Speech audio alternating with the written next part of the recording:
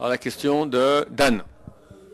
Alors, j'ai entendu dire qu'une certaine personne est capable, grâce à un talisman où sont inscrits le nom de Dieu, pouvoir de guérir les gens. Comment ça marche? Qui est reconnu par l'Egdolim.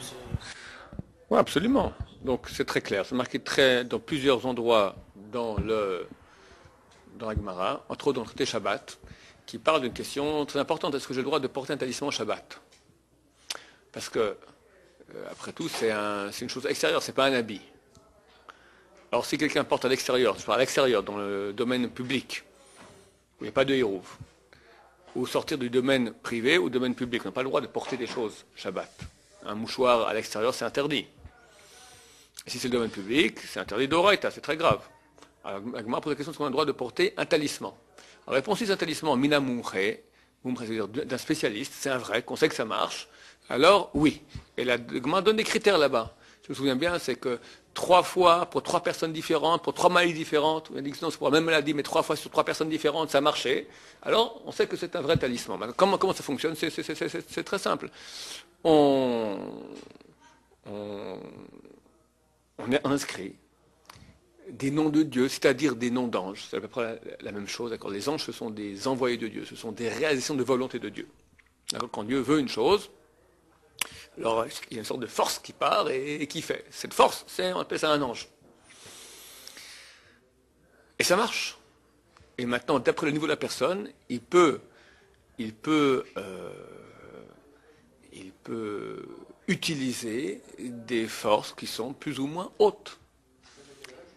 C'est de la Kabbalah, c'est de la Kabbalah. Certainement non, c'est permis.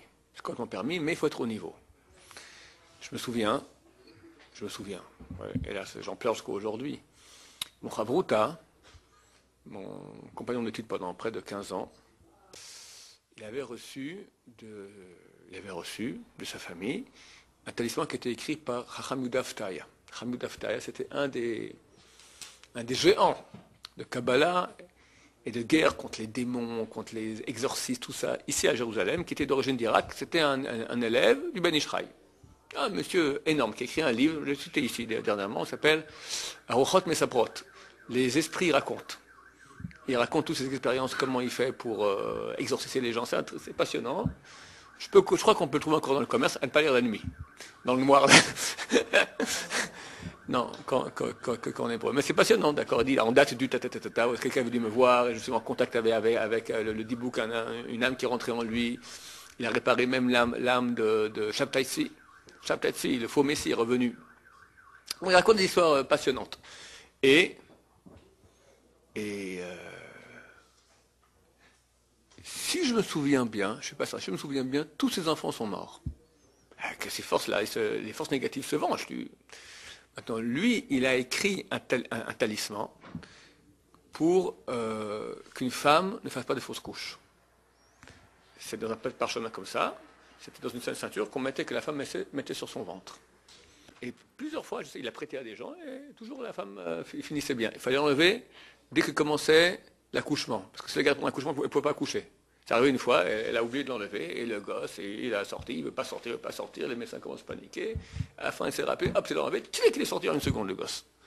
Alors, ce talisman, donc, a été écrit par Chacham Yehuda Aftaya, donc ça date d'il y a combien de temps? Quelques 50 ans. Au bout d'un moment, l'encre, elle s'efface. Alors, mon Chavruta est allé voir Rav Kadouri, Zatzal. Il lui a dit s'il pouvait faire la même chose. Rav Kadouri a ouvert et dit c'est bon, c'est bien. Il dit je ne peux pas écrire un truc pareil. Rav Kadouri dit je n'ai pas la capacité d'écrire un truc aussi puissant que ça, mais si tu veux, je peux réécrire dessus. Alors, il a réécrit dessus, il a rénové comme ça. Mais écrire lui-même, il n'osait pas faire un truc pareil. Donc, c'était un talisman, un super talisman. Et un jour, j'avais un de mes élèves, sa femme a fait une fausse couche, 2 fausses couches, tombée une 3e fois enceinte. Il m'a dit, qu'est-ce que je fais? Je lui ai dit, écoute, je peux me proclamer un talisman, fais attention, je raconte toute l'histoire, Chacham Yehuda Aftaya, Rav Kadouri, fais attention. Bon, je lui prête le talisman, la femme accouche, Baruch Hashem, tout va très bien, il me rend le talisman, il me le rend dans un petit sac nylon, comme on a ici en Israël, les sacs en nylon, tu sais, voilà. Même pas un plastique, c'est du nylon. Bon, moi je le prends, je le mets sur le porte-manteau. Je viens le soir prendre le talisman, ni sac, ni porte-manteau, ni rien du tout. Disparu. Hein? Ici, c'est comme un porte-manteau ici. Non, non, c'était à l'entrée générale de la yeshiva, l'entrée. Plus rien. J'ai cherché partout, partout, partout. J'ai pas osé appeler mon chavouta lui dire que j'ai perdu le truc. 2 ans après, il m'a appelé et il m'a dit, bon, ça va, j'ai compris. J'avais deviné déjà. Et bon, et voilà. Et comme ça, c'est fait. Cette histoire est terminée. Je pense que les démons sont venus, non, quelqu'un est venu, a dû nettoyer ou je sais pas quoi, et voilà. Et de ce jour-là, ce talisman a perdu. Donc c'est une chose qui marche, absolument. Le Rav Kadouri, il avait, par exemple, si quelqu'un, je sais plus, je crois que c'était pour quitter une goya, quelque chose comme ça. Il fallait, et j'ai encore le talisman. J'ai quelqu'un de ma famille qui est avec une goya, on a encore le talisman. Il fallait le prendre et le tremper dans un verre de thé comme ça. Une infusion. Une infusion, après le faire boire. Je ne sais pas, je ne sais pas. Je ne sais pas. Du peu que je sais, une fois j'avais un talisman aussi, qu'on avait fait pour je ne sais plus qui quoi, et on l'a ouvert. On l'a ouvert. J'ai vu que c'est très très mal écrit, c'est pas l'écriture comme dans le Mesozoïque, c'était vraiment un peu comme ça. Et alors on a ramené au rabbin pour que je dis, il y a un problème, c'est pas les lettres sont très mal écrites. Alors lui il dit, ça va très bien, mais il faut pas l'ouvrir. Une fois qu'on ouvre, ça marche plus. Je crois que quand il ferme, il doit faire des cabanotes aussi, des choses spéciales, et des choses spéciales, il ferme comme ça le talisman. Et donc c'est une chose qui est reconnue. Alors évidemment, il y a des vrais, il y a des faux, et voilà dans quelle mesure. Et comment on différencie ça de la sorcellerie?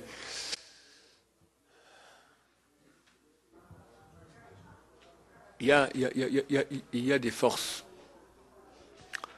Il faut comprendre, il faut une chose basique dans la Torah, c'est que il y a la physique, le monde physique qu'on connaît. Mais la Torah dit une chose qu'aujourd'hui n'importe qui est un peu intelligent comprend, il y a aussi de la métaphysique. Même la science actuelle elle a compris qu'elle dit que la majorité des maladies sont psychosomatiques. Ça veut dire que soma c'est le corps, psycho c'est psyché en grec c'est l'âme. Il y a une source dans l'âme, dans le domaine parapsychologique, on appelle ça quelque chose qui dépasse notre entendement rationnel, qui agit sur le corps. La médecine qui est pas très intelligente, elle est très intelligente, mais dans le corps, d'accord. Elle sait soigner le symptôme. Mais la cause, et on reconnaît que c'est une cause qui vient du psyché, on ne sait pas, parce qu'on ne s'y connaît pas en psyché. La Torah vient et me dit, écoute, moi je suis la Torah, c'est-à-dire je vais t'expliquer comment fonctionne le psyché. Torah signifie le mode d'emploi, comment explique la Torah? La Bible, c'est-à-dire les lois qui gèrent. Les lois qui gèrent les parties que nous ne voyons pas. Le Talmud dit ne dit pas que le porc n'est pas bon, il est très bon. Mais Dieu a interdit de le manger. On ne dit pas que les cacherots, c'est pour des raisons de santé. C'est faux. Alors c'est des raisons de quoi? Pourquoi on ne peut pas le manger? Dieu il veut nous embêter, nanana, c'est bon, tu ne le mangeras pas. Non, parce qu'au niveau du psyché, c'est mauvais. Maintenant, dans le monde du psyché, dans le monde métaphysique, tu as un côté qui est positif, un côté qui est négatif. À l'origine, Abraham Avinu possédait tout. Toutes ces puissances-là. Il n'a pas voulu que son fils Yitzhak hérite des forces négatives. Alors c'est marqué à la fin de Parashat Chaye Sarah, que au fils de Ktura, il a donné en héritage des cadeaux et les a envoyés en Orient, en terre d'Orient. Chazal dit c'est quoi ces cadeaux? Shem Tum'a Masarlahen. Shem, le nom, Tum'a de l'impureté. Un nom, c'est une force. Les forces impures. C'est-à-dire qu'en Orient, tu as des tas de religions, de gens qui ont des forces, des pouvoirs. Ça provient du côté impur. Nous, Baruch Hashem, on est branché au côté pur. Donc, on peut agir de façon irrationnelle, avec des forces irrationnelles, c'est permis, mais pas dans le côté impur. Impur, ça s'appelle sorcellerie, c'est interdit. Donc quoi c'est impur? Ils font le résultat eux-mêmes s'ils soient... Ah non, alors il y a résultat. C'est comme si, je sais pas moi... Comment expliquer cela? Donner un exemple. Quand on parle de impur, c'est vraiment négatif. C'est une chose qui est mauvaise. Pour nous. Un goy n'a pas l'interdiction de faire de la sorcellerie. Un juif, chayav mita, passible de mort. Srefa. Brûlé. Quelqu'un qui fait cela. C'est interdit.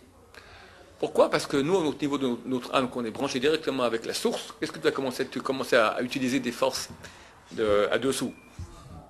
Tout ce qui est rationnel ou... Non, des forces irrationnelles négatives, c'est interdit. Mais les forces irrationnelles positives, Dieu veut. Alors là, on rentre dans ce qu'on appelle la mystique juive. C'est-à-dire que tu as le monde physique, après tu as le monde métaphysique. Alors, le monde métaphysique, il y a des mondes et des mondes et des mondes, etc., jusqu'à Dieu lui-même. La mystique juive, elle va expliquer comment fonctionnent ces mondes. Maintenant, quelqu'un qui s'y connaît très bien, c'est comme une voiture. Quand tu as un très très grand mécano, tu as un petit mécano, tu sais faire des services, tu sais changer. Quand il faut déjà changer un moteur, il faut un mécano déjà mieux. Maintenant, des fois, c'est encore mieux. C'est carrément être un super grand mécano. Un super grand mécano, il peut même créer un moteur. N'est-ce pas? Un ingénieur. Un savant dans les moteurs automobiles, il devient un ingénieur qui peut créer et qui peut améliorer des moteurs. De même en mystique juive. Les grands savants juifs, aujourd'hui ça n'existe plus. Pour soit bien clair, ça n'existe plus. D'accord? Mais les grands, arrivaient à un niveau, ils étaient capables non seulement de connaître très bien comment le monde fonctionne.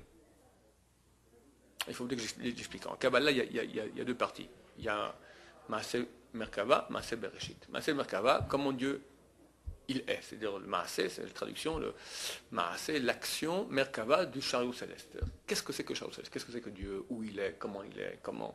D'accord? Quand on parle de Dieu, on parle des mondes qui descendent de Dieu. Dieu en lui-même, on ne sait rien. Mais tous les mondes, son nom, Yud Kevavke, Elohim, d'où ça vient, pourquoi, qu'est-ce que c'est? Ça, c'est Maaseh Merkava. Maaseh Bereshit, comment le monde il est créé?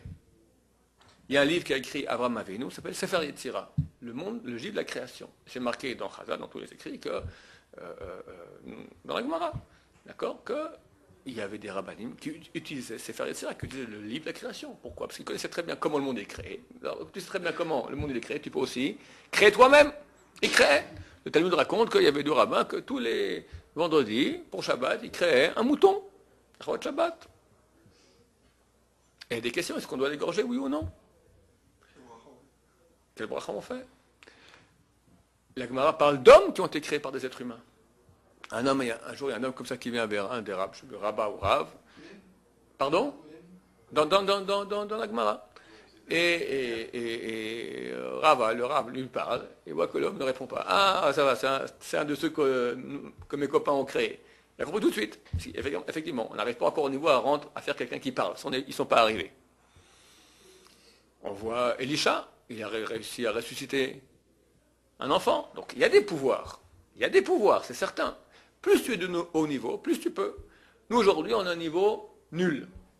Maintenant, c'est pas parce qu'on est au niveau nul qu'on ne sait pas comment on fait. Il y a des livres qui disent comment on fait, mais c'est très, très grave, on ne le fait pas, on ne touche pas à ça. Ceux qui ont touché à ça, tous ils se sont fait ratatiner. Ratatiner, c'est marqué dans Pirkei Avot, Dishtamesh betaga halaf. Celui qui utilise la couronne, c'est quoi la couronne? C'est utiliser le plus haut niveau qu'il puisse y avoir. Halaf, il disparaît. Il disparaît. Non seulement ça, mais même étudier la Kabbalah.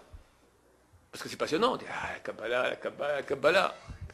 La majorité de mes copains que je connais, de gens que je connais qui ont dit la Kabbalah, ils ont ou perdu un enfant, ou leurs enfants sont sortis de la Torah. Des trucs terribles. Terribles. Terribles. Faut pas jouer avec ça. Et étudier, ils vont tous s'instruire un petit peu en lisant quelques livres comme ça. Quoi? Alors, pour s'instruire un minimum, alors il y a des livres qui sont des livres de vulgarisation qu'il faut lire. Nefesh HaChaim, du Rabbi Chaim de Vologine, des Hashem, du Ramchal.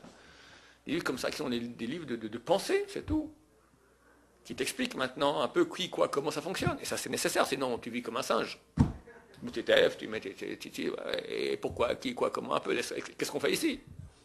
Vers quoi on va? C'est nécessaire. Après, plus profond, tu as Dat Tvunot, du Ramchal, un peu plus profond aussi, etc. Et après, quand on mérite et que le moment est arrivé, alors on rentre carrément dans les écrits de Rabbi Chaim Vital. Mais ça, c'est Rabbi Chaim Vital, il dit, je conjure, c'est que je conjure.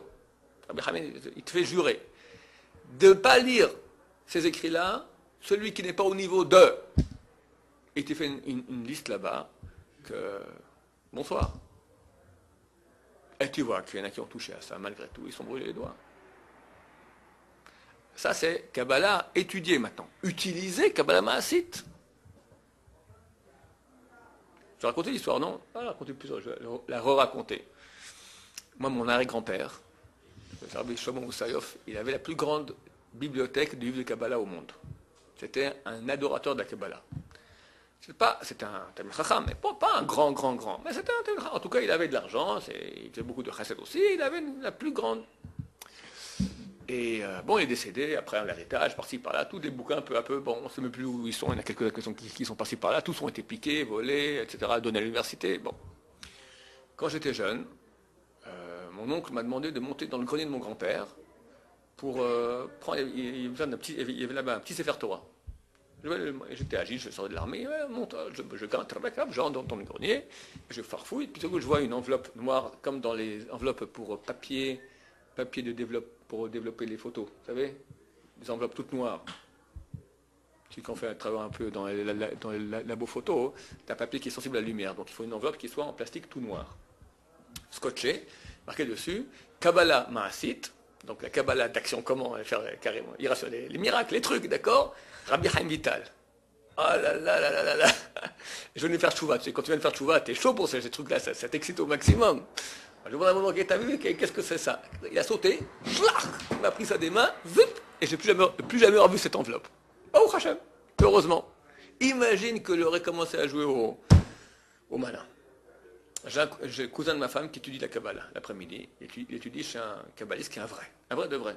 Comment je sais? Parce que Rabbi Saba Shaoul, il m'a dit, ce cousin-là, que Rabbi Saba Shaoul a dit que lui, c'est bon, on peut étudier avec lui. Parce que beaucoup de kabbalistes, soi-disant, c'est des charlatans, c'est n'importe quoi. Il a une fille qui est anormale. Pourquoi? Parce que quand il était jeune, il n'a pas tenu le coup du Yetzerara, il a fait un petit truc Kabbalah Massid comme ça, directement. Tac. Il ne faut pas jouer avec ça. C'est très tentant. Alors, les talismans, c'est beaucoup moins que cela. C'est, en quelque sorte, c'est comme une invocation, une prière. Mais il y a des niveaux. Il y a des niveaux. Je ne m'y connais pas du tout. Bah, au Hachem, c'est pas... Mais ceux qui sont au niveau vraiment, ça marche. Tu vois que l'Arabe Kadouri faisait des choses qui marchaient. Il marchait beaucoup avec les talismans. Mais comment faire la différence entre talisman Permis ou pas permis? Alors, est-ce que tu dis maintenant? Alors, il y a des Shem Toum'a, des noms qui sont de l'impureté. Il y a des Shem Tahara qui sont de la pureté, c'est certain. C'est certain. La Gemara raconte que, je ne sais plus quel rab était dans un bateau, et il y avait une sorcière dans le bateau, Goy, et que le bateau s'arrête.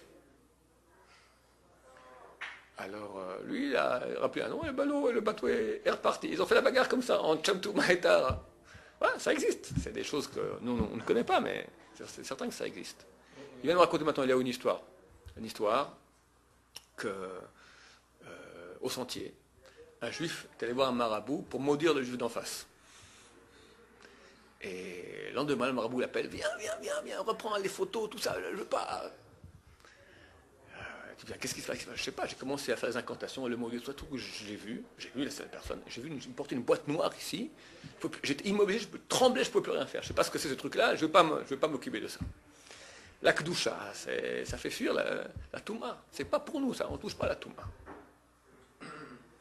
Je connais un autre cas ici, la sœur d'un Arabanim ici. Il y avait une histoire d'héritage. Un homme qui était très très riche, elle devait hériter, et cet homme-là s'est marié avec une deuxième femme. La deuxième femme, elle ne voulait pas que cette fille hérite. Elle est allée voir des sorciers, des gitans, paraît-il, à Paris, qui faisaient des trucs terribles. Alors ce rave, il lui a donné des conseils quoi faire. Et on voyait que ça agissait, il y avait des trucs de sorcellerie terribles, et lui il agissait une personne lui a dit par exemple d'acheter des roses.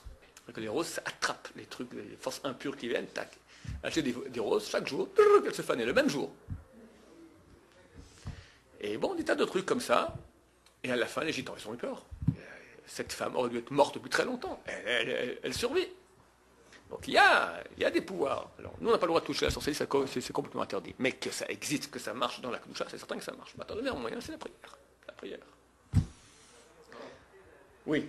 Et selon Rabbi Chaim Vital, c'est quoi les conditions pour étudier la Kabbalah? Ce qu'il faut. Les niveaux requis. On peut expliquer de façon assez simple pourquoi la Kabbalah c'est dangereux. Il faut un minimum déjà de grandeur rationnel pour parler Kabbalah. Pourquoi? Parce que la Kabbalah, elle parle par image. Je vais donner un exemple. On parle, il y a un problème, c'est que Dieu, il est infini. Il n'y a pas de limite. Et on voit que nous, on est dans un monde fini, et Dieu agit de l'infini dans le fini. Alors, comment il agit? On voit que Dieu parle, on voit que Dieu décide, on voit que Dieu change d'avis. Alors, comment t'expliques que Dieu agit dans le fini alors qu'il est infini? S'il est infini, il n'y a pas de temps, il n'y a pas de moment, il n'y a rien. Or, nous, on est dans le temps. Comment tu passes de non-temps dans le temps? Tu comprends la question que je pose? La mystique juive va dire, il y a un sod, un secret qui s'appelle sod à Tzimtzum. Tzimtzum, ça veut dire une chose qui est vraiment secrète. Ça veut dire quoi? C'est-à-dire, ils disent comme ça, il y avait l'infini. Et Dieu, dans l'infini, a créé une sphère de vide. Et après, il a inséré un peu de sa lumière dans l'intérieur de cette sphère-là, qui a rempli toute cette sphère. Mais pas la même lumière parce que sinon l'infini, cette partie aurait été annulée, l'infini aurait rejoint l'infini. Il a mis de façon finie. Maintenant, celui qui comprend ce que je dis comme je suis en train de le dire, il n'a rien compris.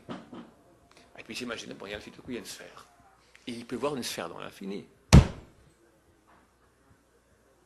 crois qu'il y a des sphères? Elle est où la sphère dans l'infini? Elle est où quoi? C'est le monde, combien d'années, c'est ça? Jamais de la vie. Tu parles de notions, on parle de notions rationnelles.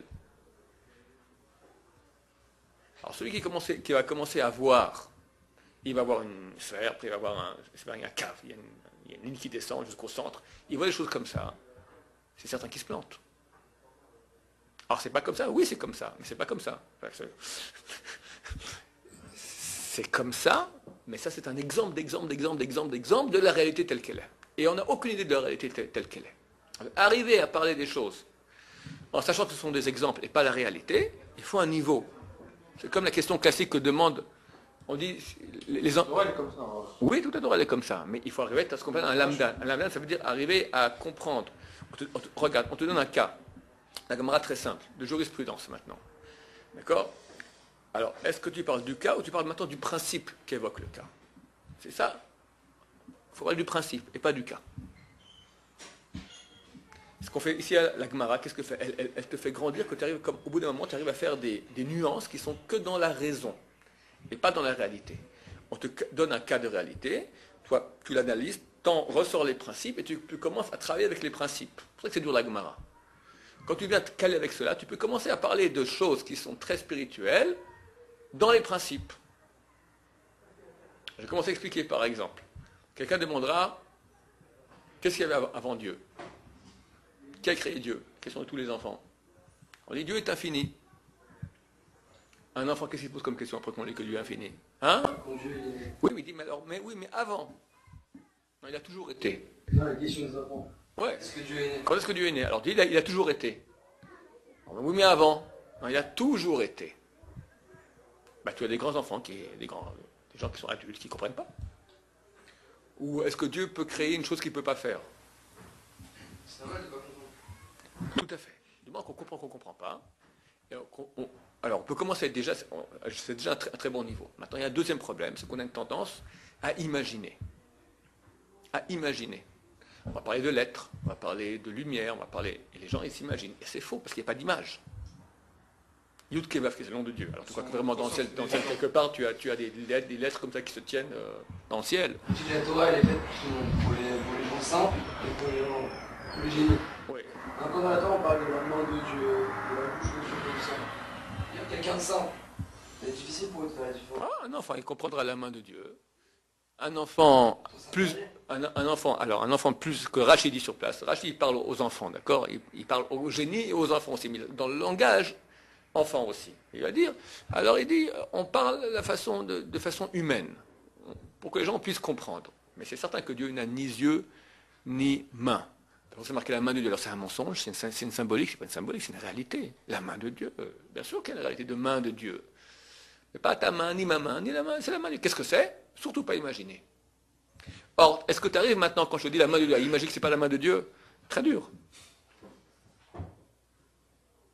Et là, ça devient très enquiquinant.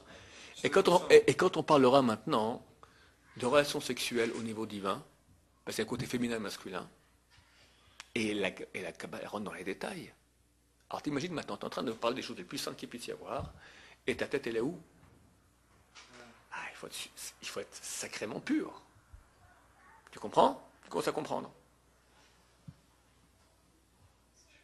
C'est très chaud. Au niveau optimal, il est certain que Dieu a créé ça et il veut. Dieu veut qu'on le connaisse. Simplement, on doit se débarrasser du Yetzer Hara, de cette tendance matérielle, arriver à être pur.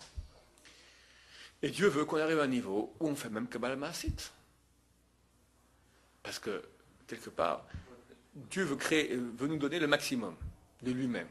Le maximum de lui-même, c'est être comme lui, carrément pouvoir créer. Si des livres comme Sefer Yetzirah, le livre de la création a été écrit par Abraham Avinu, c'est pas pour personne que ça a été écrit, ça a été écrit pour nous. Mais il faut être au niveau. Il faut être au niveau. Connaître Dieu, c'est le dévoiler. C'est ça le dévoiler ou pas? Qu'est-ce que tu appelles dévoiler? Je sais pas, on veut le dévoilement de Dieu dans le Oui, monde. ouais, Est-ce que... ouais. Connaissance de Dieu égale dévoilement de Dieu. C'est certain que ça va ensemble. C'est pour ça que l'étude de Torah, c'est ce qui sanctifie le plus, ce qui fait le plus de bien. Parce qu'en fait, le dévoilement de Dieu que nous pouvons faire le mieux, et que nous comprenons bien, c'est quand on parle de choses, il y a deux façons de faire. Ou moi, je vais monter vers Dieu et commencer à le voir comment il est. Qu'est-ce que je vais voir? Rien. Parce qu'il est infini. Et c'est des choses que je ne peux pas saisir, parce que moi, je suis dans le fini. Comment je peux saisir une chose qui est infinie? On aimerait comprendre Dieu. Je ne peux pas comprendre Dieu. Comprendre, c'est comme tu dis en français, con, C-O-M, ça vient du latin cum, avec. Prendre avec, c'est-à-dire avaler, réaliser, comprendre, saisir. Tu peux saisir l'infini, toi qui es fini, pas possible. Tu ne pourras jamais comprendre Dieu. Alors, Dieu, qu'est-ce qu'il fait? Il a, comment le Tzimtzum, il a commencé à rentrer dans le fini aussi. Alors, on peut commencer à étudier déjà un peu ces mondes, mais ça c'est la Kabbalah. Mais ceux qui lisent la Kabbalah te diront, quand on te dit ces choses-là, c'est des choses qu'on ne saisit pas. Il y a une sphère, tu as une autre, comme ci, comme ça, tu as des mondes. C'est très... on ne saisit pas. Par contre, quand Dieu, qu'est-ce qu'il a fait? C'est le grand cadeau qu'il a fait. C'est qu'il a pris de lui-même et il a descendu, il a mis des habits à lui-même. Des habits qui sont des habits physiques. Et quand moi je commence à bouger les habits physiques, en fait, je bouge déjà dans la divinité elle-même. Ça, c'est la Gemara. La Gemara, c'est très clair. Il y a un bœuf qui a encorné une vache. Il y a un monsieur qui a dit à une femme, Kachili, sois ma femme. Quel est le statut? C'est des choses que je saisis. Un bœuf, une vache, un homme, une femme. Je comprends. C'est pas divin, c'est complètement divin. Simplement, c'est habillé. Et vu que c'est habillé, tu n'as aucun problème, parce que tu parles de choses que tu comprends bien. Et ça te permet d'avoir une relation avec Dieu la plus intime qu'il puisse y avoir. Pourquoi? Parce que tu saisis bien ces notions-là. Quand on parle maintenant de Hatzilut, de Bria, de Adam Kadmon, toutes des notions de domestique juive. Tu es dans le... Ok, il faut aussi étudier ça, mitzvah, il faut le faire. Quand tu arrives au niveau, c'est important, il faut aussi étudier la Kabbalah, parce que tu seras jugé là-dessus. C'est une partie de ton âme. On a plusieurs niveaux d'âme. Chacun au niveau, tu as Nefesh, Ruach, Neshama, alors tu as la loi écrite, après la loi orale, après tu as la pensée juive, tu as la mystique, c'est tout départ, le Midrash, les Midrashim, ce sont des parties de notre âme, on a besoin de ça. Et on a besoin aussi des secrets de la Torah, on a une partie d'âme qui a besoin de cela, c'est certain, il faut la nourrir de cela. Quand on est au niveau, c'est marqué Yain, c'est marqué la Kabbalah, c'est Yain, Gematria du mot Sod, le numérique du mot Sod, secret, c'est Yain, c'est le vin. Le vin de Torah, c'est la Kabbalah. Attends, quand quelqu'un boit du vin, quand il est à jeun, qu'est-ce que ça fait? Tralala. Il faut se nourrir d'abord de pain et de viande. Gemara, Poskim, Halakha. Tu es solide là-dedans, tu as une bonne base, après tu peux monter. C'est très bien, quand tu as mangé un bon repas avec du pain et de la viande, un peu de vin, on peut faire que du bien. N'est-ce pas? La Gemara, ça peut être dangereux, parce que des fois on peut se laisser aller à cette vache, à celui qui a été encorné et tout ça, et à perdre le kécher avec la divinité. Oui, oui. Alors, d'abord, c'est ce gouli, c'est-à-dire ça marche de façon automatique. C'est magique, on va dire, en quelque sorte, automatique. Quand quelqu'un étudie la Gemara, même sans penser à Dieu, vu que tu t'occupes de choses divines, c'est vraiment ceux qui, je sais pas, on peut faire expérience, c'est extraordinaire. Tu lis Moi je dis maintenant Ilchot Shevit, d'accord, la 7e année, d'accord. C'est des choses qui ne concernent absolument pas, qui concernaient l'agriculture il y a 2000 ans. Comment il engraissait, il mettait des engrais dans la terre, comment il labourait, qui n'ont aucune incidence ilchatique aujourd'hui. Il n'y a aucun doute que ça sanctifie. Ça sanctifie. Ça sanctifie. Ce sont des lois agricoles il y a 2000 ans. Mais tu lis ça, ça sanctifie. C'est magique. Pourquoi? Parce que c'est Dieu qui a donné ça. La loi orale provient de Dieu. Dieu, il a pris les notions les plus hautes qu'il y a, il a pris lui-même et il l'a habillé dans des habits que nous pouvons saisir. Et quand tu t'occupes de ces choses-là, en fait, tu agis dans la divinité. C'est comme si maintenant, c'est un levier. C'est un levier humain qui te fait agir dans les choses divines. Il n'y a pas de chose plus grande. Et vu que ces choses-là, tu les comprends, donc l'union que tu as avec Dieu, le flux que tu amènes, il est complet, il est total. Maintenant, c'est vrai, et comme ça conseille Nefesh HaChaim, le Rav Chaim de Vologine dans son livre Nefesh HaChaim, que c'est bien de temps en temps quand on étudie, de s'arrêter une petite seconde, pas trop, parce que sinon on commence à plus étudier. C'est-à-dire, j'étudie la Torah de Dieu. C'est bien de dire, a dit Akadosh Baruch Hu, a dit Dieu, Abaye dit, pour faire comme ça, et Rava, il dit comme ça. Rajouter de temps en temps, Dieu il a dit. Ça te branche, c'est vrai que ça te branche. Mais même si ce branchement n'a pas lieu, ça marche. La Torah, elle est... Dernièrement, j'ai un texte de Chavetz Chaim, il dit que c'est marqué celui qui a parlé la Shonara. Comment il doit réparer? En étudiant la Torah. Le Lachonara, c'est la Touma, c'est l'impureté du langage. Comment tu peux avec la pureté du langage? La Torah, il dit, sa sainteté, elle est tellement nora'a, tellement terrible, qu'elle arrive à nettoyer tout. Tout. Comme dit le Oahaim à un autre endroit, si quelqu'un pouvait se rendre compte une seconde de la douceur, de l'impact de la Torah, vraiment, il deviendrait fou sur place. La douceur, le métikout, l'agréabilité, le plaisir d'étude de Torah. Il deviendrait fou d'envoûtement, de bonheur. Comme écrit le Ramchal. Le Ramchal écrit avec Chaim Lutzar, il dit que la réalité la plus haute que Dieu ait créée dans le monde, la plus haute qu'il puisse y avoir, la plus proche de lui, c'est la Torah. Parce que c'est la pensée de Dieu. T'as Dieu, ça sa pensée, ils font un. Dieu, sa pensée, ils font un. Il exprime sa pensée, c'est Torah. Et toi, tu t'occupes maintenant de la pensée. Ta tête, elle est investie dans la pensée de Dieu. C'est normal que tu décolles complètement. Et entre nous, pas besoin d'aller très loin. Regarde ici. Moi, j'ai des jeunes gens qui sont venus qui étaient des gens débauchés. Ils m'ont dit, techniquement parlant, médical, tu peux tenir 3 semaines sans une bonne femme. Après, c'est quelque chose qui se passe. Après 6 mois, il me dit, écoutez, c'est magique. Ça fait 6 mois que je suis ici. Je tiens le coup. Et j'en ai qui tiennent depuis combien, les miskénim, d'accord, qui n'arrivent pas à se marier. Mais tu vois que ça marche. C'est pas possible. Ça sanctifie. Il n'y a aucun doute là-dessus. Prends, bêtement, quelqu'un vient ici, il fait tchouva, il veut connaître Dieu, tout ça. On l'assied, il commence à faire la Gemara. Qu'est-ce qu'on lui apprend? Qu'est-ce que tu es en train d'étudier maintenant? Raconte-moi. Qu'est-ce que tu es en train d'étudier là? Aujourd'hui, qu'est-ce que tu as fait? Voilà, un cas, quelqu'un maintenant qui veut marier une femme, il envoie un envoyé dire à cette femme, est-ce que tu es prêt à se marier avec X? Ok, écoutez, c'est intéressant, peut-être que je vais me marier un jour, je pense que je ne vais pas faire j'irai la voir d'abord, peut-être d'envoyer un envoyé. Et ça me concerne? En quoi ça me concerne? Laisse-moi tranquille, moi je te parle maintenant de pourquoi je vis, Dieu, qui, quoi. Et tu vois des gens qui sachent, ils viennent d'arriver là, comme ça encore, avec les cheveux comme ça, il a enlevé le maillot de bain, d'accord, il a mis un pantalon à la place. Et il est passionné par ça, passionné. 2-3 heures, se casse la tête, tac, il refait en araméen, même pas en hébreu, en araméen. Mais c'est impossible que ça tienne. Si ce n'est que c'est divin, et que quelque part, il sent. Quelque part, on sent que c'est kadosh.